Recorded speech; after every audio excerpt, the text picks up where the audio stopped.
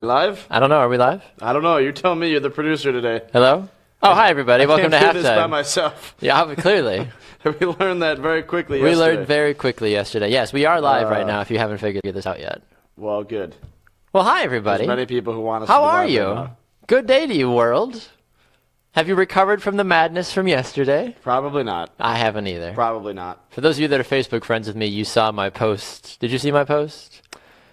You did not. No, you didn't. Don't lie to me. You give me the eyes like, I'm going to say that I did so you feel important, and then I'm going to lie to your face. And then saw it. And then I'm going to pull it up while we're talking. Did you? I did. Oh, yeah. What did it say? Well, it was good. What was good about it? Oh, well, the parts where you talked about, the adjectives and the verbs. I do like my adjectives. I mean, the punctuation was on point. Some days. Not all days, but some Did you days. see what I did there? Aha. You thought you were clever, didn't you? There we go. Minute and 5 seconds. Someone's already left the set. We are off and running. Life is good.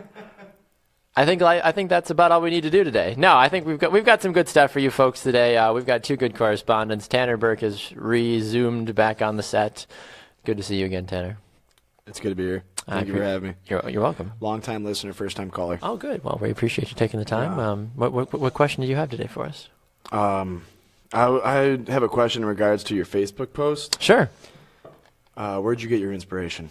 My inspiration came from you, actually, Tanner. From me. From you. Wow. Yeah. Deep.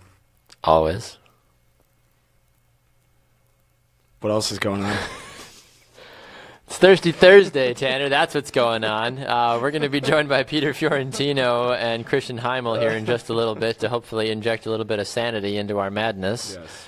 I'm not going to put much on it, though. On what? On them injecting sanity into our broadcasts. But we'll get to do them they in know? just a little bit. Tanner, do you want kids?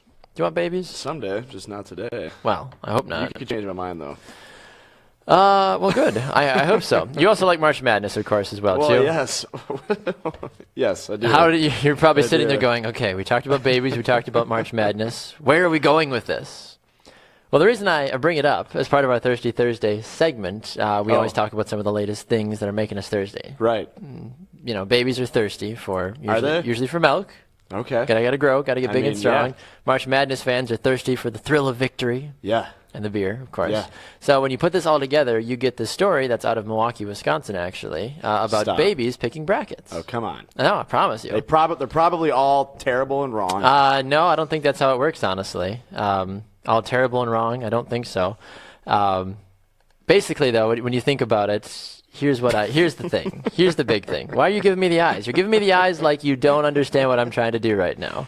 I know what you're trying to do. What am I trying to do right I'm just trying to now? mess with you. Well, I can tell you I I'm don't about to play a think. video. Okay, how about we So play the that's video? cool. So you should go. There's a video. Yeah, I'm gonna play the video. You should go answer the door. Oh, there's somebody. Somebody at the door. I'm going to play the video. Check out this video here from Good Morning Maryland about this story here in Milwaukee about the baby brackets. Some cool and funny stuff here. 4:55, March Madness is in full swing, but sadly many of our brackets are busted. I think I'm in last place for the station. I one. saw that, I'm and I all had the to way smile at the a bottom. little bit. Yeah, thanks. Well, because I don't know anything about basketball, and I just guessed. Right, and and I was she's way doing ahead pretty. of me. I was doing she's pretty right well. up close to the top. But you might be surprised to know there's some babies in Wisconsin of all places. 1-year-olds, they're doing just fine. This is some serious March Madness for you. You may be adults scratching their heads out there, going mad, filling out those brackets, but toddlers just kind of sat around, calmly making their picks. We held up numbers like 1 versus 8. There we go, number 8. Good job. And we had them go through the numbers and pick which one they wanted. Okay, so here's the results. There's still 9 of these kids that do have a team. And look at, they're keeping track there. There's Jeffrey. They got a team in the Final Four. One bracket is perfect. That Come on. baby is beating you. Wow, by a lot. I think they all are. Well, they know more about basketball than me. I'll give them that. So they have an advantage. Well, there you go. There you go, Tanner Burke. How do you feel about yourself now? Good. I didn't see the video. You didn't see the video. Why did you not see the I video? was busy answering the door because people think the hours between 11 and 12 are good time to. Do they not Drop watch? off Do they not packages. understand that we have don't. things to do? We opened the door. He looked at the monitor in the back. He goes, "Brew Sports, nice." And I was like, "Yeah, get the out." Get out. What do you got there? You got a box. I got a box. Did somebody send us something? It's for Aaron, but I may open it. I'm gonna take a peek. I don't think you should. All right, fine. There was something else that came with it though. Was there? A beer. Oh, the guy was like, "Hey, Brew Sports, convenient. I have a beer for you." I was like, "Oh, all right." That would be a delivery service that I would get behind. A beer delivering door service. Like, I could go for a bottle of Guinness right now, but I'm stuck at my lowly desk job. I'm gonna call beer delivery. I don't know. Is that what you're gonna call it? No. Beer delivery. It's a working title. It's a working title. You know, like Harry's has the razors. Yeah. Like that's. I'm gonna call it Brew. Like, I don't think you can. Why don't you get on that beer delivery? Yeah. I'm gonna launch my handy dandy beer delivery app. It's like it's like straightforward. starting a car company and calling it Lyft. You never have any idea, right? Like, come up with a classier name like Uber. Like, make it foreign so people are like, ooh, does this? Uber. What is this? What is this Uber business? So Right we're not going to look service? in the box. I think Aaron says it's lights or something. It probably is. We probably need more lights to light our faces. Yeah, lights. And beer. What beer do you have? Tell me what you're drinking. This is kind of like the red carpet, but for beer. Tell us what are you drinking? Tanner, what are you drinking? Buzzard. It's an American IPA. I hate IPA. Okay. I gotta open it. Good stuff. Yeah, I'm gonna wait. No, it's fine. Totally fine. All right, people are already getting after us. So what are the bets on how soon the show goes off the rails? Patrick, I guess that's up to you. I feel like we need an official estimate to figure out it when we need a light when and we a go siren. off. Like we need like a siren, like doo doo doo doo. Like we need, yeah. We also don't have a theme song. We need a theme song. We played music on the morning brew this morning. Ours can be the entire soundtrack to Top Gun. I've never seen the movie. Never seen Top Gun. Baxter's never seen Top Gun. I've never seen. He's never seen Anchorman. He's never seen Anchorman. I have seen either. Anchorman. Right, okay. Good God. Actually, now that I think about it, maybe I have seen Top Gun with my parents back in the day. We used to watch all kinds of random. Don't lie to me. I have no idea. Jeff says define off the rails. I really have no idea. Devin says help. I'm stuck at work. I'm stuck at work. Sorry about that, Devin. I hope somebody saves you. I got to do this thing. You do your thing, and hopefully. It's even worse for Devin because he's stuck at work in Boston. Oh, Boston! Yeah. Talking about Tom Brady and the Patriots. I give him 5 seconds to type the word goat. Do it. It's gonna happen. He probably Do already did. it. He's just waiting for his Do page it. to load. Jeff apparently wants to know if I have to wait until. Oh, Aaron says, "Wow, this is getting personal." Jeff says, "Wait until Baxter asks if he's had a vasectomy." Have you had a vasectomy? No. Okay, there you go. You happy, Jeff? Gross. Takes a lot to phase us, I guess. Steven says, "What, Baxter?" Steve, your lights came. We had the box. Steve is watching. Show him the light box. Steve, we got your lights, Steve. check it out. Lights, What's in the Steve. box? Lights. They're Lights. here. Come get them. You can come on. You can come walk. If you're here, just come on in. Yeah, let's make a special guest. I think appearance. Steve should make a special guest appearance to claim his box of lights. You gotta, the rule is you have to bring Baxter a beer though. Yeah, it has to be a cider though. None of this Whatever. IPA dark So picky. lager This is crap. why we can't have nice things because you True. always have to get your ciders. Yeah. Kurt says, I love that. I love the look Tanner gives when Baxter gives answers like that. Which answer is that? When I said I've never seen Top Gun or what? I think so. That's the look. I guess so. Your phone is My blowing phone's up over blowing here. up. Should I answer? I don't want to answer my phone right now. That's too unprofessional. Are there people that are watching? No, it's my wife and my father and my soon-to-be stepmother coordinating babysitting plans. All right. So hopefully that works, because I'd like to go with my wife this Speaking of weekend. babies, did you hear the news? What's the news? There's pregnant? a baby that picked a bracket and it's perfect. Say what? Yeah, we should talk about that today. Let's talk about it. How perfect is your bracket? I wanted to compare my bracket to this baby's bracket. I'm in the 85th percentile. My bracket is not perfect. I'm ranked 2.8 million in the world. I I feel pretty good about okay. that, actually. don't know where I'm at, but I'm gonna pull it up and find out. Do it. I'm in the middle of the pack though, You're middle of the pack. at least in my dad's tournament. That's all that matters. Where's my bracket? Your I don't dad know. is actually doing find it. decent, I think, in this one, because he signed up. Is Turber still at the top? No, Turber. He signed up. Turber went away. Turber Fun- is all the way down to 14th now. Ha! Suck Fun it, story. Turber. Where Fun- is Turber? We have yet to see Turber. We've yet to see Adam. We have yet to see. I think that's all Corey, people. I think Corey left me. No, Corey. He did the whole hashtag Milwaukee Babies. Did you miss Corey? Corey, you're here? Yeah, Corey's here. Hey! Corey! Oh, he is there. Okay. Yeah. Corey, I was worried. I haven't seen you in a couple days. I got scared. Yeah. I got scared. One other thing I want to Anyways. talk about. Yes. One other thing. What? Tell According me. to Bleacher Report and many other places, actually no, according to Ian Rappaport, free agent quarterback Johnny Manziel has been keeping a low profile as he trains to make a return to the NFL. Who has he been training with, you might ask? I'm glad you asked, Tanner. He's been training with the Saints head coach Sean Payton, which is rather interesting because last time I checked, Drew Brees is not going to be able to continue to throw for 6,000 yards and 8,700 touchdowns a season and still not make the playoffs or win more than 6 games for the Saints much longer. They're going to need a replacement. Johnny Manziel, the party boy, if you can't go to the Vegas with the Raiders, he's going to go to New Orleans. That makes more sense to me. Does Johnny Manziel have a future? Does he have a career? I don't care. Look at her. No? I love. You don't think so? Oh, my God. If you want to know what we're laughing at, our correspondent Christian is waiting ever so slightly there, just hanging out. Shaking his head. He's muted, but we can look at him right now, and he's just like, no. I mean, Given the hard approval or disapproval. yeah, exactly. Yeah, He's like our voice from beyond. I wanted to bring up Johnny Manziel's overall record. Why? So he played 15 total games. He went 2-6 as a starting quarterback. He's thrown 7 touchdowns and 7 interceptions. Okay. Not bad. 1,600 passing yards. That Yep. was over 2 seasons. Wow. So he went 0-2. Truly riveting stuff. It is. I mean, is he better than Drew Brees? Is he going to play baseball at some point in his career? I think he was recruited. Isn't everybody that's a quarterback recruited at some point? Yeah, probably. I mean, I'm just going to look at Drew Brees' numbers from last year. Okay. 7-9 as a starter, 5,200 yards, 37 touchdowns, 15 interceptions. Meh. 10-time Pro Bowler, one-time All-Pro, Your stats are going to be bad when you get rid of guys like Brandon Cooks and Jimmy Graham. Good luck. 3 years. That's all I got to say, honestly, is good luck. But Manziel and Mardi Gras, I feel like that's going to be a really fun pair. If they end up going with that, because the Saints need to find somebody else. They need to find someone to fill in for Drew Brees once he's done. Who's the Saints' Why backup would quarterback anybody right now? Does anybody know? Does anybody the idea care? of Johnny Manziel being Manziel? What? Do you, Manziel, not Manziel. You said, I said Johnny, Manziel. You said Manziel. I said Manziel. I don't think you did. He's a Manziel in distress.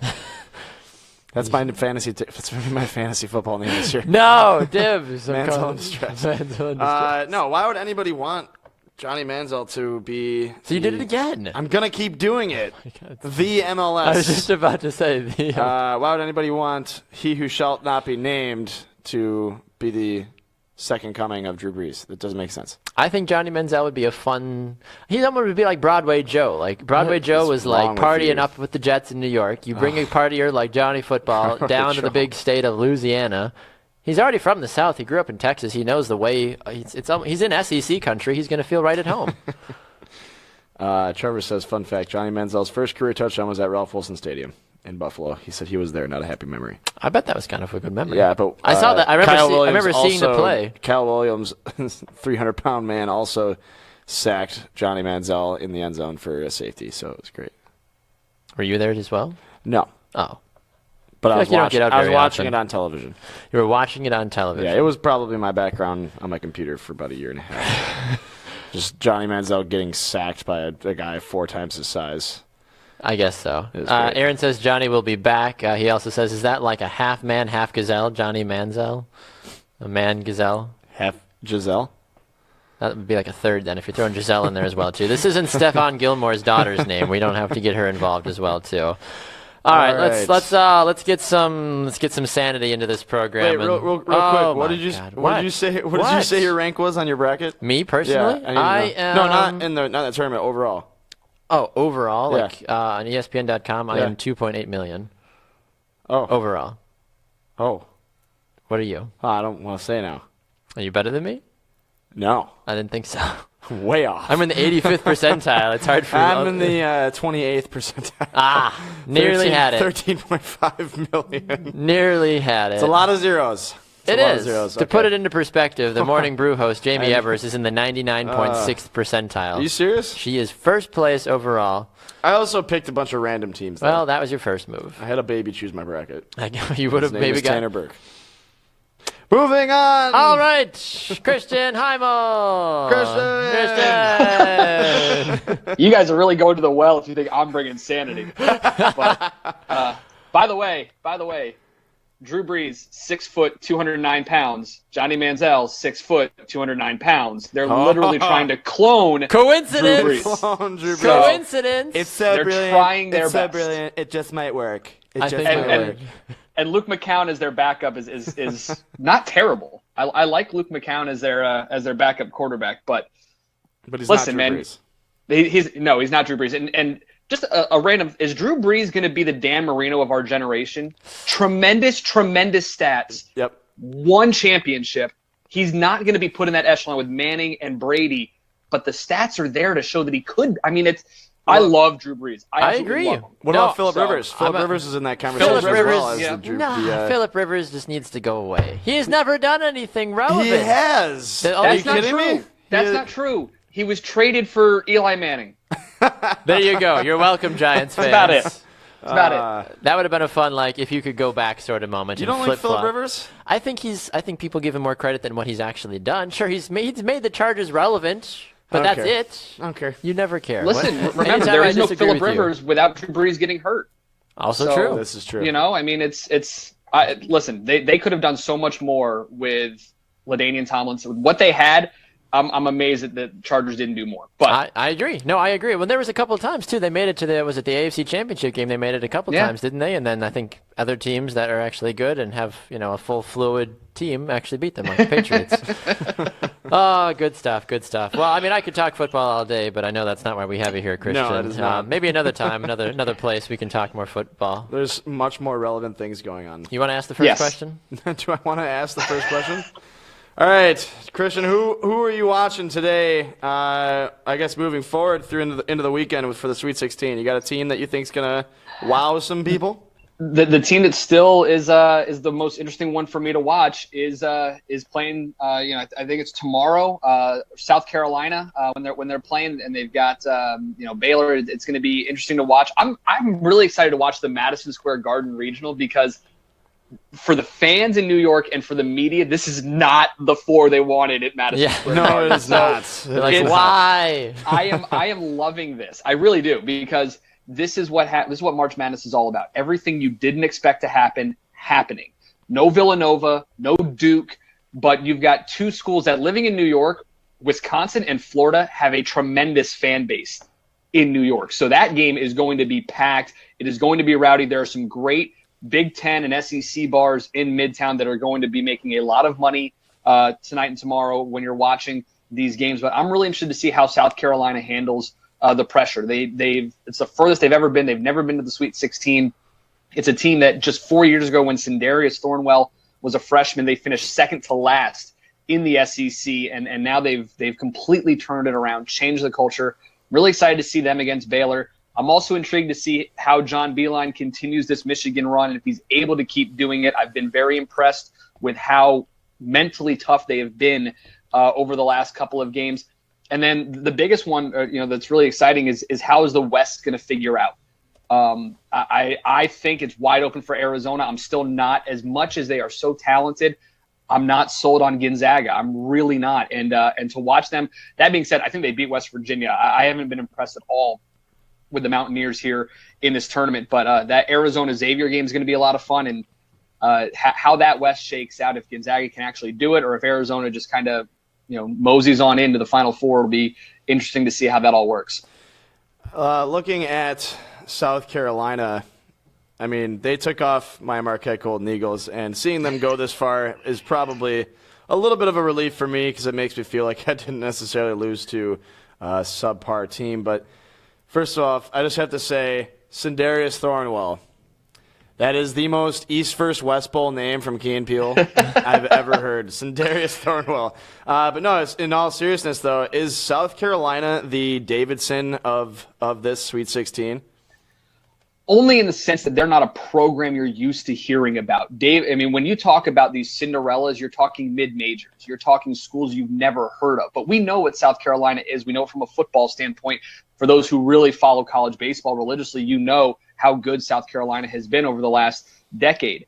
But from a basketball standpoint, you don't think of South Carolina because they haven't won an NCAA tournament game in 4 decades. So I would consider them the Davidson because they're probably not the blue blood, so to speak, that's there. But guys like Thornwell, PJ Dozier, what Frank Martin has done. I was very skeptical when Coach Martin took the job just because I thought he had a great system going at K-State. And I thought he could have really continued to turn them into a very talented school. I mean, remember, this is the guy who had Michael Beasley a few years ago there at Kansas State. But I love what they've done. And from that standpoint, just because you don't know them as a program, yes, I would consider them probably the Cinderella just because they're not one of those schools you think about being there late in the season in March Madness. You think about, especially from the SEC, you think Kentucky, maybe LSU every once in a while, but they haven't been relevant since Glenn Davis. So they're definitely that Cinderella team if you're really trying to look for one right now. I don't think aside from South Carolina, I'm stealing your questions. I keep like getting ready to speak, and then I keep trying to like speak, and then you're just like, no, I'm just saying. It's fine. Say what you got to do. I don't have a question. I'm just making a statement. That's fine. Say what you need to say. No, it's done. It's over. No. What were you going to say? I don't care. You're wasting Christian's time now.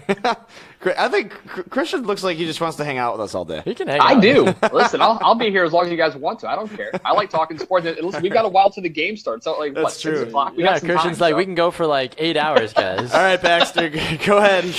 I was just going to ask the question. I was just going to say, are you disappointed by any of the matchups that we have going into the Sweet 16? If you could replace a team that is there right now, is there any specific one that you would try to do?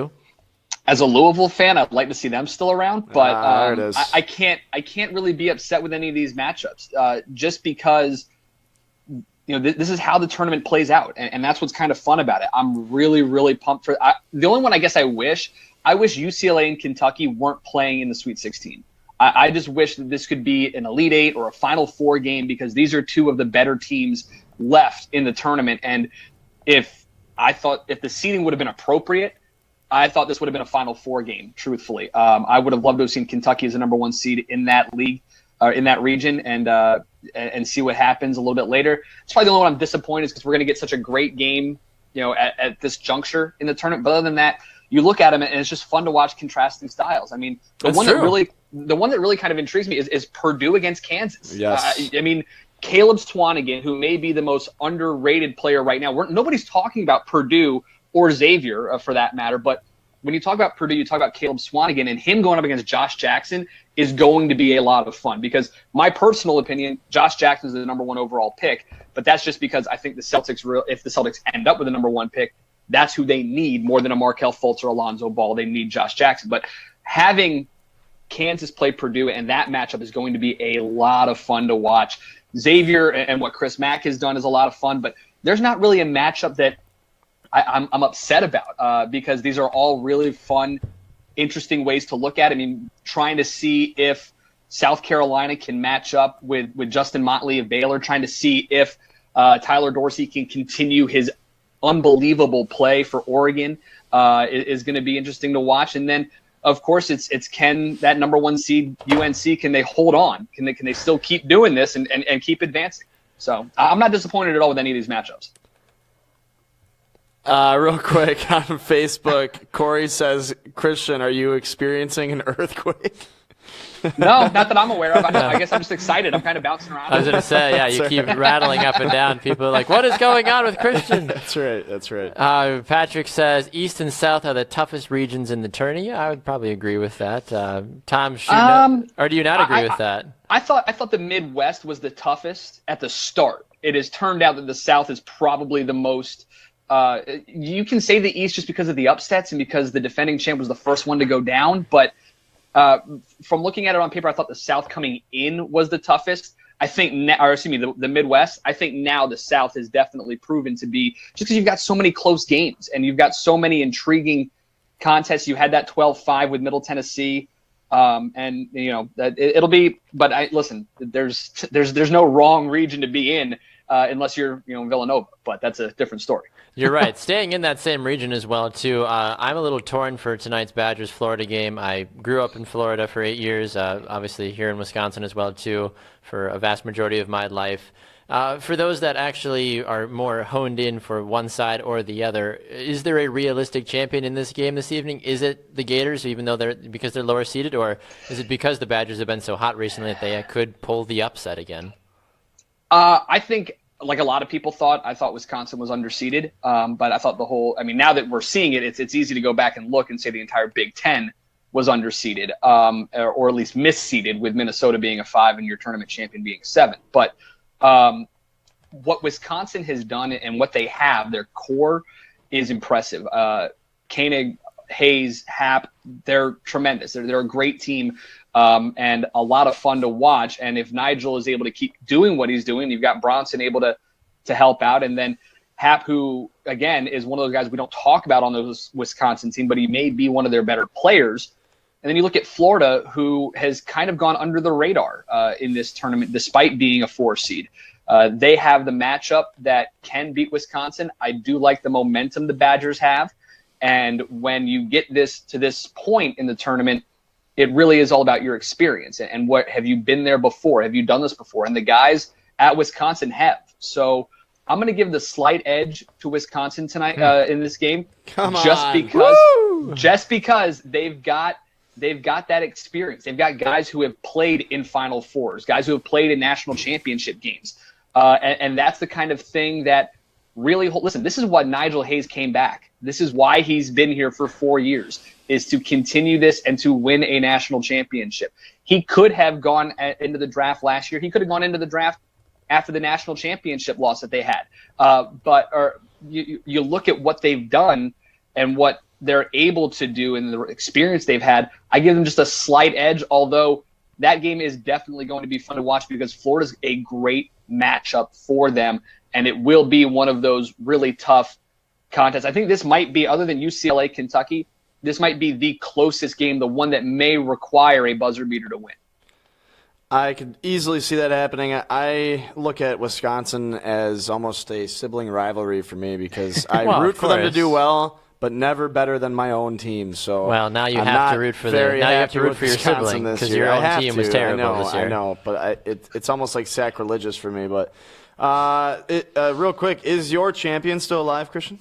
Yes, Kansas is still there. Right. I picked Kansas at the start. Frank Mason, Josh Jackson. I think they've got what it takes to get through. My biggest question is Purdue today. In that game, Purdue scares me because of Caleb Swanigan. So if they're able to get past Purdue, I think Oregon and Michigan beat each other up a little bit. And then I think Kansas is able to get through that into the Final Four. Okay, well, I'll be watching that for sure tonight. Absolutely. I asked this question this morning as well, too, to one of our basketball correspondents. Xavier, Arizona. No one's talking a lot about Arizona. Xavier potentially trying to be the name of the Cinderella team as well because they're the 11th seed. So everybody always assumes that the lowest rated seed is clearly the Cinderella team. Your thoughts, Christian, about both of those clubs and who ultimately will emerge as the victor in this one?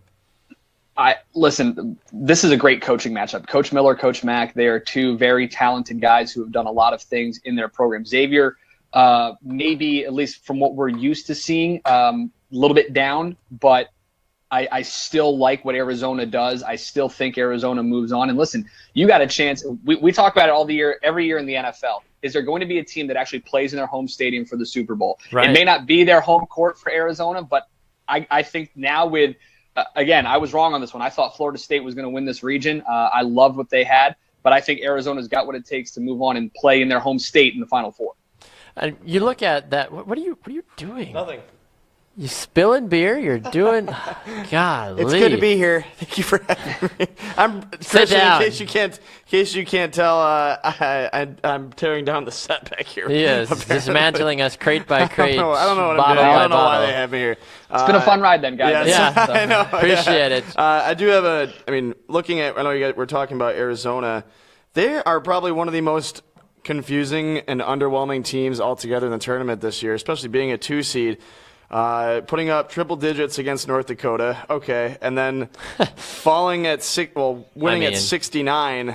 I feel like I should put like a Rob Gronkowski reference in here, but yes, beating St. Mary's 69-60, which isn't that outstanding of a win either. So, what are we looking at here in an Arizona team? I mean, I have them going into my Final Four, but is this a team that is just kind of lollygagging in their way into through the tournament, or should we expect something from them?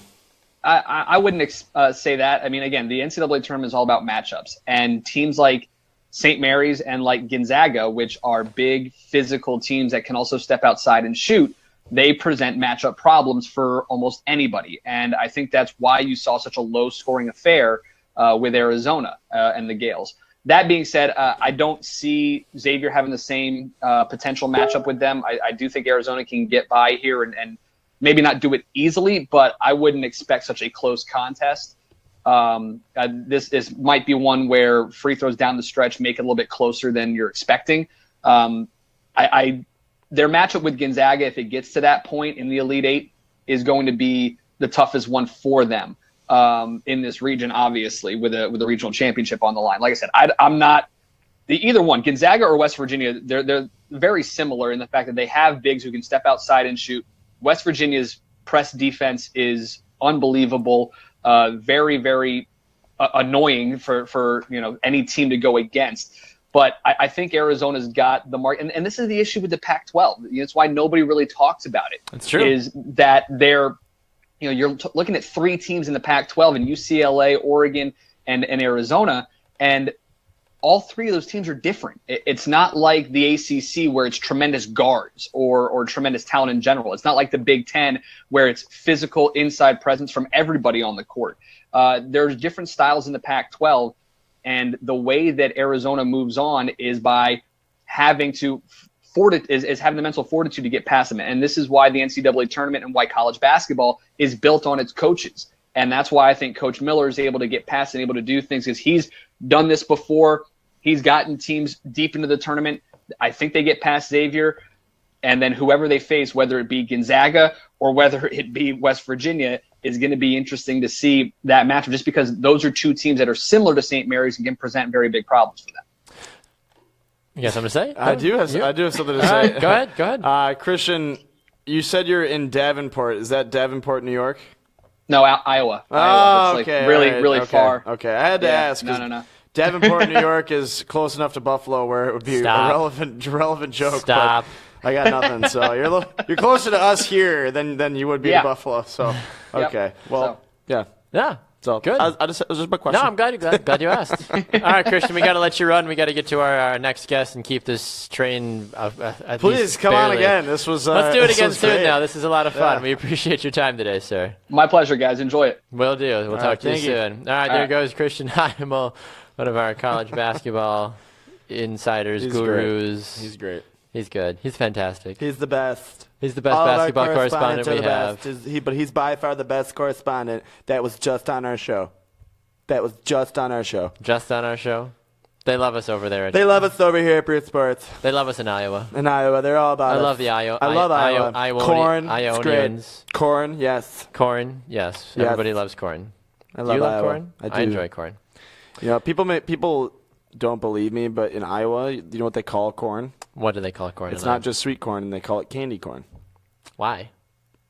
Because I hate candy corn. Yeah, I hate candy corn too. It's literally the worst thing But this ever is invented. like actual corn, but it's so sweet, and the corn is like pops in your mouth.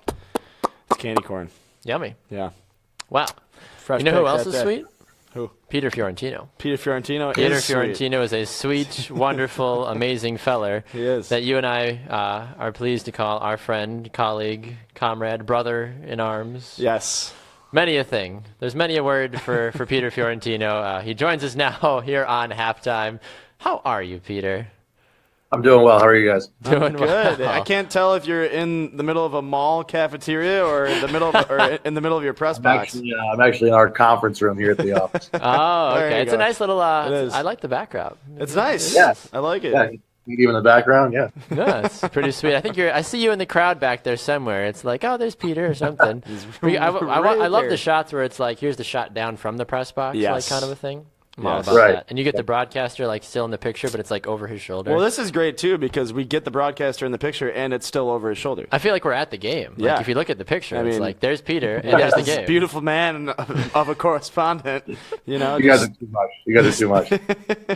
Oh my goodness. Well, Peter, we're excited to have you here, especially off the back of a very big victory for the United States, winning Yes. 8-0 in the World Baseball I Classic. saw that. I can imagine you understand my opinions on this whole game as a whole already. So I'll let you start the conversation here, and we'll move into my Debbie Downer question. No, later. I was just basically gonna say. I mean, I went on the record yesterday to say that I thought the U.S. is actually going to lose this game because baseball is losing its foothold here in the United States, and countries like Puerto Rico, Dominican Republic live and breathe basically two things, baseball and soccer, and I thought this is going to be a game the Puerto Ricans were going to run away with, and the United States had other plans. What were your initial thoughts when you saw that final out go and the United States storm the field in celebration holding a bald eagle trophy, which was a little strange, personally? My initial thought was, wow, it's finally time for bed. It was kind of late here on the East Coast. So didn't it finish at like 1 a.m. or something like that? Yeah, it was late for sure, but that's what you get when you start games on the West Coast. No, I was thrilled. I mean, I'm pretty sure I differ from Tanner in that I love the World Baseball Classic. I think it's an awesome way for athletes to show pride for their country and to play with guys they don't normally get to play with and against. So my initial thoughts were I was elated. I was. Okay, so I get it. I understand the World Baseball Classic. It's good to have another international tournament, but are these players really putting themselves all out on the table for this tournament? I mean, they're about to start a long, grueling season, over 150 games. It's true. I mean, and who really cares about the World Baseball Classic, and is it just a glorified spring training tournament? The players care, Tanner, and I'll tell you why. I mean, when you say, are they really giving 100%? They are. I don't know if you saw, I referenced it in the show the other day when Javi Baez went for a slide at third base and did a swim move around the third baseman. They're really trying in this competition. And what I was also kind of relating a couple days ago was it adds an element of competition to hit the ground running before the season, before they actually get to play real games. I mean, during spring training, there's no competition at all. It's all about getting guys in, get one inning, a couple innings here and there. In the World Baseball Classic, I mean, you're playing for pride of country. And when you say something like just another international tournament, this is baseball's only international tournament. It's true. Baseball is going back into the Olympics in 2020 after a couple of years off, and this is the only international tournament for baseball players. So I think it's a really cool opportunity for guys to how do I put it? Relate with their country. Guys who are from the Netherlands, who play for the Netherlands, they don't usually get a chance to rep their country to show that pride, and so they get a chance to in the World Baseball Classic. I do agree with that point. I will say I like the idea that it gives smaller countries a chance to display their best baseball athletes. Right. To some of the worldwide scouts. Aaron on Facebook makes a good point, too. He's like, it was basically the United States versus the United States territory. So he's like, it didn't feel too different. That is a good point. I mean, it is, but it's a different country. It wasn't the United States versus the United States B. It was totally two separate entities. I understand they're under the same umbrella, but United States and Canada share the same continent, but you're not going after, it wasn't North America 1 versus North America 2. I don't know. I guess I don't understand that. But do you agree with the comment that I made earlier, the fact that baseball almost seems to be dying more among Americans and it's much more popular now with the Hispanic countries? I don't. I just think that certain aspects of it are dying, especially on the youth side of things. You're seeing a lot more kids join travel teams and join these special all-star teams. The whole Little League model is diminishing because kids are trying to be more competitive. They all have all these kids on travel teams and club teams all have their private swing coaches and private pitching coaches, and they finally come together for one game a week. What I really liked about the World Baseball Classic was it had a very Miracle on Ice feel. It was a bunch of players who have not played together coming together and forming a team in 3 weeks. That had the chance to do that. So maybe the youth game is diminishing a little bit in the traditional sense, but I think that in the long run, it's good for baseball to have big tournaments like this, because it puts baseball at a center stage and really shows the marketability of the sport, which Major League Baseball struggles with. I just out of general curiosity, do you feel like the tournament would have been more successful from a ratings perspective had it been on an ESPN or an ABC or a network that people didn't have to pay a ton of money for, like being on the MLB network? Maybe, but I also think, when you're starting off a tournament like this, you can't just jump into the major networks. They have to see some kind of profit with it right away. And the fact that this World Baseball Classic tournament set a attendance record in the second round probably was a big red flag to networks like ESPN and Fox. Maybe we should carry this back in 2021 when it happens again. So So I think it just depends on what those networks see as a marketable sense. Can we sell advertisements? Can we sell corporate sponsorships and commercials for this many games? And I think they saw they can after this tournament. This being the first win for the United States in any World Baseball Classic, what does the win mean for the team from a player's perspective, and how will this help them moving forward into the actual regular season? Well, I think on an individual basis, I think it like I mentioned earlier, the competition is fantastic. I mean, to have a guy like Marcus Stroman go out there and throw 6 no-hit innings to go into the regular season like that, I mean, that's like almost mid-season form if you're throwing that well. So I think that the Blue Jays is kind of a glimpse of hope into their starting pitcher.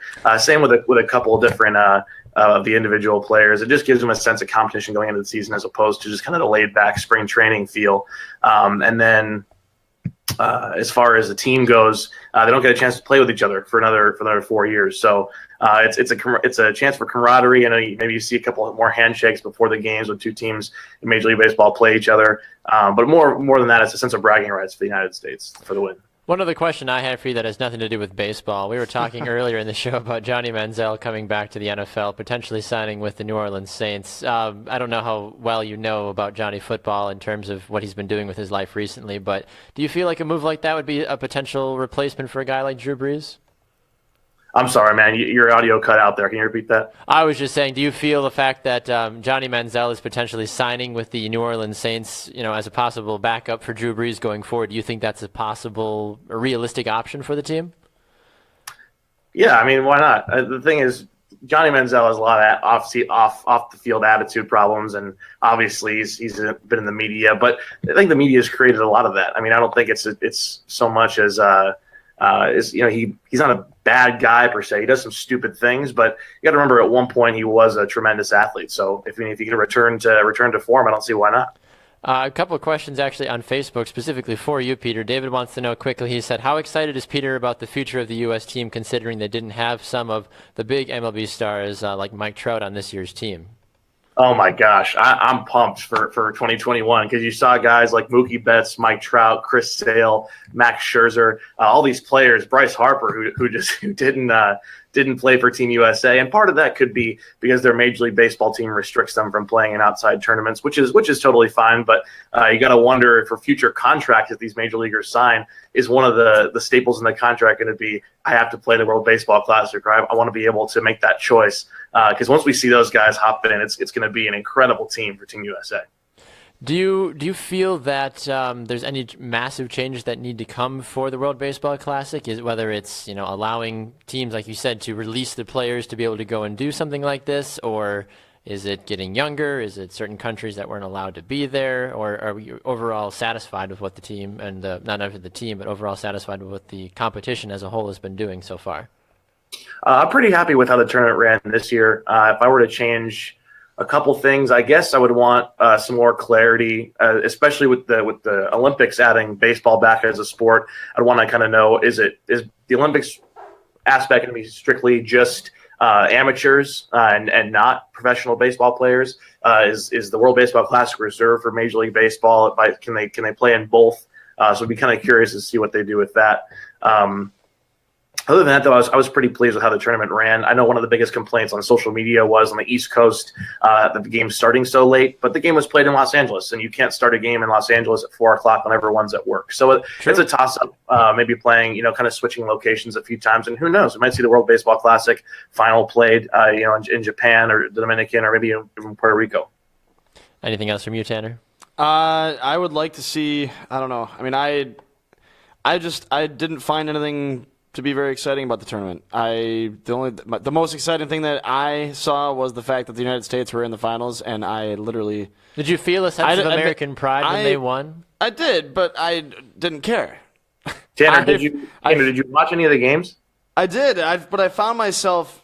I mean, honestly, I found myself not having any general interest, and this makes me sound like a terrible person because I do love baseball. Don't get me wrong, but I'm more concerned about the season coming up. Like, I literally could care less. I mean, I love the United States. I love the United States. It's my favorite country. It's my favorite country. It's the best country.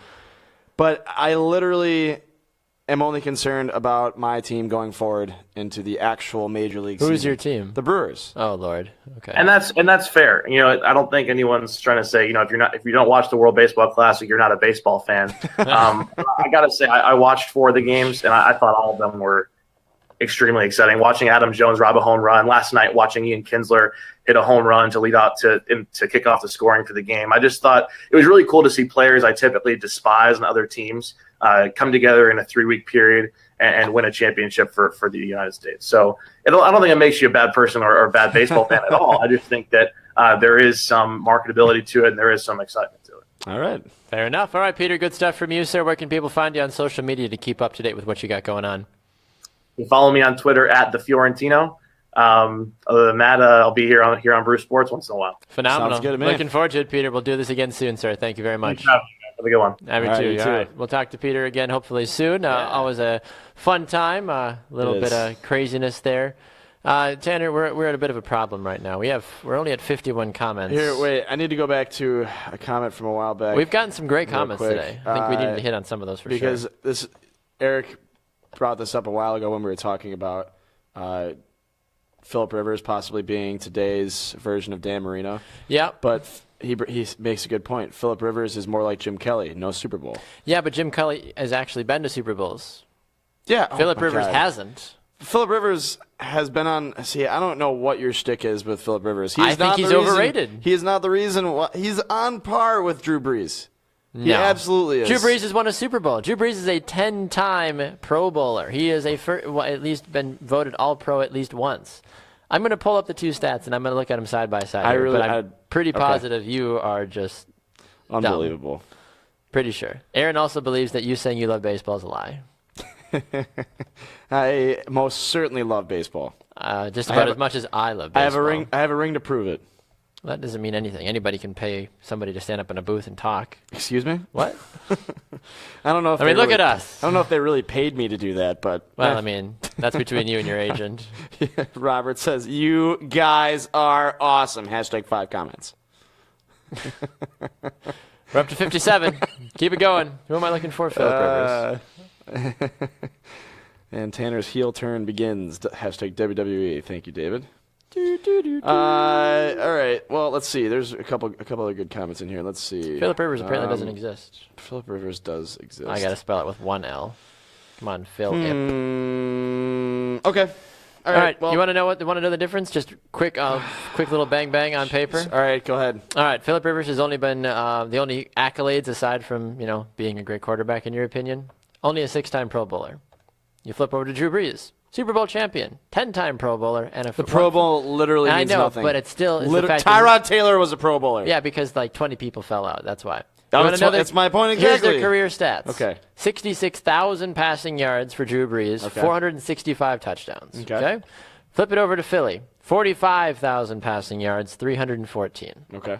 Clearly the better quarterback. Phillip Rivers, 97. What has Drew Brees since they got rid of Jimmy Graham though? What has he done since they got rid of Jimmy Graham? He had a better record last season than the Okay. Chargers did. All right. Drew Brees, 131 and 101 overall. Phillip Rivers, 97 and 79. I'm not saying Phillip Rivers is better than Drew Brees. You're trying to make the argument that he's on par, which he's not. He doesn't belong in the same category. Okay. He doesn't. Okay. Not a chance. All right. Drew Brees, Tom Brady, and Aaron Rodgers all can be thrown into that elite category. So Ben Roethlisberger can maybe get invited to the party, but I don't know if he's big enough to get in through the door. I can't hate you for more than one reason on a show. You can hate me for as many reasons as you want. Don't tell me Ben Roethlisberger's hanging out with them too. No. Yeah. Apparently, David says, fun fact, he was picked to be to the Pro Bowl this year. Congratulations, David. Very happy for you. You work hard. You deserve that opportunity. Jeez. Drew Brees is clearly the better quarterback. I know. I'm not You're trying denying to that. compare these two guys, though. They're nowhere near the same All right. level. All right. Nowhere near. All right. Where's Joe Flacco in this conversation? I don't see you referencing come Big on. Joey Flocks. No. What about Eli? Is Eli in this conversation? Are you trying to put Drew, Phillip, and Eli all on the same level? No. Where would you put Eli Manning? Is he better than Drew Brees? How did the hipster burn his mouth? How? He ate the pizza before it was cool. You're stupid. Oh my gosh. Save me. Absolutely just save me. Oh my God. Yeah. Eli Manning's a better quarterback than Phillip Rivers as well. I couldn't figure out why the baseball kept getting larger. Then it hit me. You're deflecting, by the way. You just don't want to face up to the fact that I'm right about something. Two men meet on opposite sides of a river. One shouts to the other, "I need you to help me get to the other side." And the other guy replies, "You are on the other side." I got all the jokes. I know all the jokes. I'm a funny guy. I would know. Sure. We're only at 59 comments, by the way, people. Let's pick it up if we want to get to 100, folks. We've been hitting a hot streak here the last couple of days. You want to talk about sports and families or families and sports? We still have to figure out what the heck's for lunch as well. So the floor has to basically be yours now for the next 10 minutes. So have at it. Mine? Well, basically, you came up with the idea. You're like, let's talk about family and sports. Well, what do you want to talk about? LeBron James, LeVar Ball? Why aren't koalas actual bears? Why? Because they don't meet the qualifications. I got jokes. You don't. You just sound like a father. I got jokes. You sure You you're sound like a father? You sure you're not like, a dad? Do you know? Do you have any illicit Burks running around somewhere? Some people think it's romantic to carve their names on trees in the park while on a date.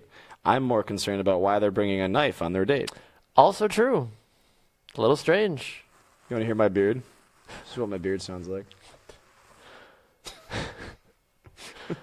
How's that beard, Tanner? Looks like it's pretty warm. It's pretty warm. It's cool. Yeah. David says he's going to get back to work on that halftime bingo game. I think you Yes. should. I want to play halftime bingo. What else? I'm out of good jokes. Yeah, talk about sports. Good God. All right, families and sports. I want to talk about it. Do you actually, though? Because, you don't have to. No, I do. I love the concept because, the reason I'm bringing up families and sports is because the whole LeVar Ball thing. Of course. And how all the brothers, all the siblings are now going to be going to UCLA, whatever. It almost gives, if somebody succeeds, it almost gives everybody else an easier road to success. Does it? So, Archie Manning. I was just about to say the Manning family. The Manning family is probably the most notable. Archie Manning was successful. Right. Aside from the fact of having all of the connections for trainers and programs and stuff like that, that makes it easier in and of itself. But Peyton Manning comes in, and he's very good. Yes. Eli Manning comes out, and he's not so good. He's decent. He's okay. Two-time Super He's Bowl in the winner. Joe Flacco category. He's better than Joe serious? Flacco. Yes. Oh my God. Eli's better than Joe Flacco any day. This is unbelievable. Do you know anything about football? I do. Okay. I know a lot about This football. is why you'll never be on the Pick Six with me. Anyways, so the Mannings, we saw how Eli comes out. My we point saw being, how well you show hosting went yesterday anyway, so that's probably why. My point being, Eli had an easier road because of his brother. But I love the idea of brothers playing against each other. Okay. Now, Peyton definitely has the upper hand when it comes to the record against his brother. Okay. But I want to know what that's like. Let me just go over some names. The Harbaughs, John and Jim played each other in a Super Bowl. Well, they didn't play. They were coaching. I was going to say. Wasn't that the Super Bowl where the lights went out? Yeah. Weird. Mysteriously. Weird. There was a Super Bowl on the line. Do they meet up for Thanksgiving dinner with their family? And 100%. Was it John? Where's the ring? Yeah, John won. I would wear my ring. Be like, how's everybody doing? Tapping it on his drink. Yeah. Jim, how's it going over there? How's Michigan? Good? Have you won a championship yet? No? Okay. Can you pass the potatoes? Don't overthrow it. Oh. Or shut the lights off on me. Yes. Another Cheeky. notable matchup would be the Williams sisters. Serena and Venus. Serena and Venus, they've played each other like a billion times. And Serena's clearly the better athlete. But Venus is also one of the best in the world. It's true, but she's not the best. But she's not better than her sister. True. For the hockey fans out there, the Hull brothers, the Hulls. The who? Bobby and Dennis were brothers, and they played in the NHL for years. Okay. And Brett is Bobby's son, and Brett Hull scored the debatable goal in 1998, 1999 when the Sabres played the Dallas Stars in the Stanley Cup Finals. Game 6, foot in the crease. That's Never mind. true. Yeah. Trevor also says, "There's Trevor. Took him freaking long enough." It's considered the Stanley Cup that was never won. It's true. 98-99. Okay. That's true. People are saying the Gronkowski brothers, Curry family as a whole. The Curry family. Trevor says Cooper Manning couldn't play football due to a health condition. I believe that you're correct about that. He's the oldest. He's not. Peyton is not the oldest Manning brother. True. I'm trying to think if there's any other ones. I mean, the Griffeys, Papa Griffey and Ken Griffey. Yes. That was a big deal. The stalls. The Bonds. There's like 100 Wasn't there a stalls in the Bonds NHL. as well too. Didn't Barry have a Apparently, there's so many stalls in the NHL that there's a Stall Brothers drinking game. Makes sense. So we could play that one day. I don't like hockey, so no. A couple of the brothers played with each other on the same team. So I always find that fun. I kind of feel bad. I'm too old to ever have played any sports with my brothers. Eric, Mark, Jordan, and Jared Stahl, all NHL players. That's insane to me. Good for them. All right, here's another notable family. Hit it. The Ryans.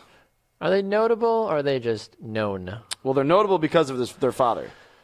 And they are highly touted on the defensive side of the ball because of their father. Right. Not because of their statistics, because their NFL career has basically atrocious.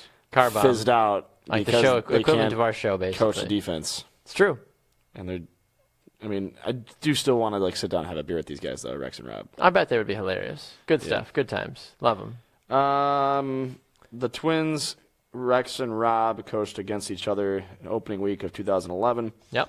And Bud Ryan attended the game despite battling cancer and having a surgery scheduled just days later. Way to go, big boy. That's sweet. Big Bud. Rex's New York Jets beat out Rob's Cowboys 27-24. What a boring game. That sounds terrible. The Jets and the Cowboys. Who would watch that game? No, thank you. Anywho. A couple other things I wanted to get back to here in terms of comments. Robert asked the question. He said, I was wondering why the World Baseball Classic wasn't televised on national networks like Fox. I don't know if...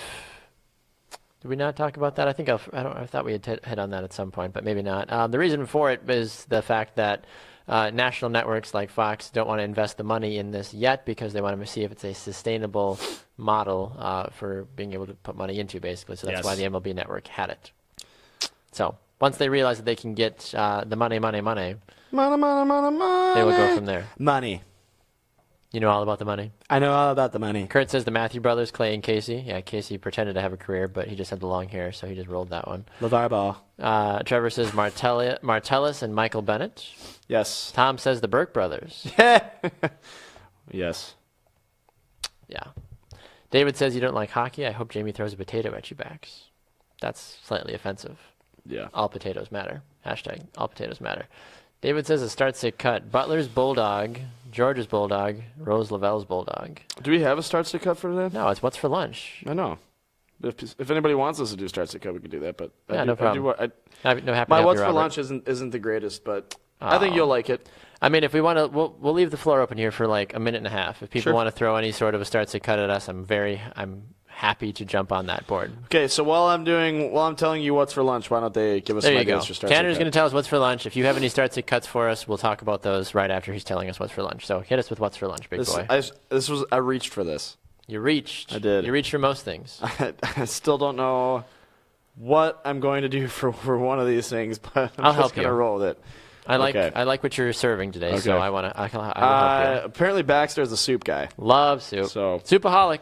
I'm going to make soup today for lunch, and I'm going to make the probably the most popular, or at least the most recognized split soup. pea? No. When people think of soup, they think of chicken noodle. I suppose. Italian wedding soup, minestrone, vegetable. I know there are chicken other corn soups. chowder, clam chowder. I love clam chowder. Okay. Boston clam chowder. Yeah. Okay, so I'm making chicken noodle soup today. Right. You need to start. You need to start with the base. It's not soup without some broth. I was about to say some broth. Yeah. Some broth. Okay. Okay. Like I said, I stretched for these. All right, I'm listening. Go ahead. Some broth. For my broth today, I have all of Tiger Woods' mistresses. For the brothful. Okay, I like it. I'm on board with it. We're about 10 years removed, but broth. It's been that long. 2007. Didn't that happen in 2007, 2008? Gosh, now I feel old. Tiger Woods' mistress. This is going to be a dirty soup. Full, okay? It is. It's my broth. A little hairy.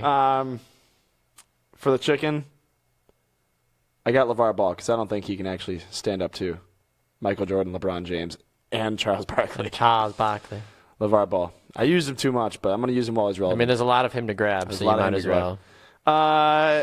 You need some carrots in there. You need some vegetables. You need some carrots. Yeah. Carrots, celery. Yeah. Yeah. Bugs Bunny. I suppose so.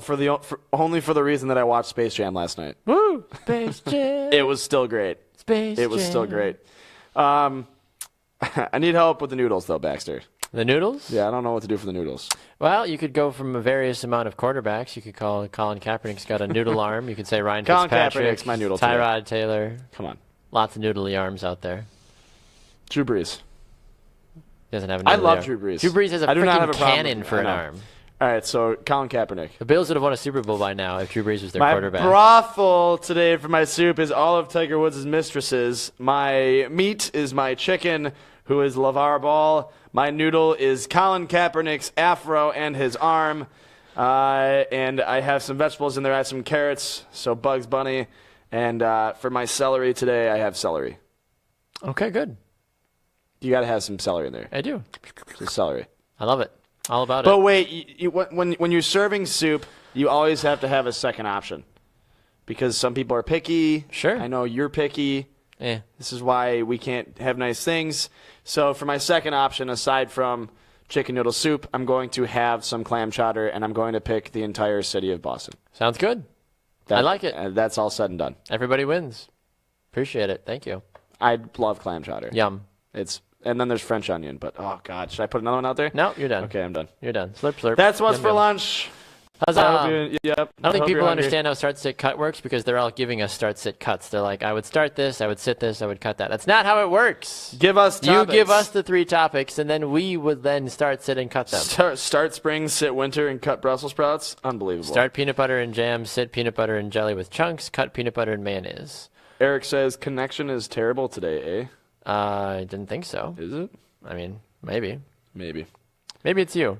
I don't know. We are a little fidgety frozen on our end here, so I guess it must be that time. The powers that be are telling us to get off the air. Tanner. Are there not any good start sit cuts out there? I guess not. Cut for Tanner. Ooh, start sit cut. This is just me on the spot. Go ahead. Okay. Start sit cut. Grape jelly. Strawberry jelly. Raspberry jelly. And raspberry, yes. I'm going to rule out the fact that you can do preservatives, jelly, and jam. Sure. I would always go preservatives because they're way better. Makes sense. Strawberry, grape, and raspberry. Strawberry, grape, and raspberry. Start, sit, cut. Start, sit, cut. Starting strawberry, sitting raspberry, cutting grape would be mine. Start strawberry, cut raspberry and grape because raspberry is just a wannabe strawberry. I suppose. Start or cut chunky or smooth peanut butter. Start smooth. Smooth? Yeah. Cut the chunks. I like the extra crunchy, man. Yeah. I like the extra crunchy. Start, sit, cut for Tanner. Q, Murr, Joe, and Sal from Impractical Jokers. Ooh, good stuff right there. I start Joe, I cut Murr, and I sit Sal and Q. Fair enough. I want to watch them gross each other out.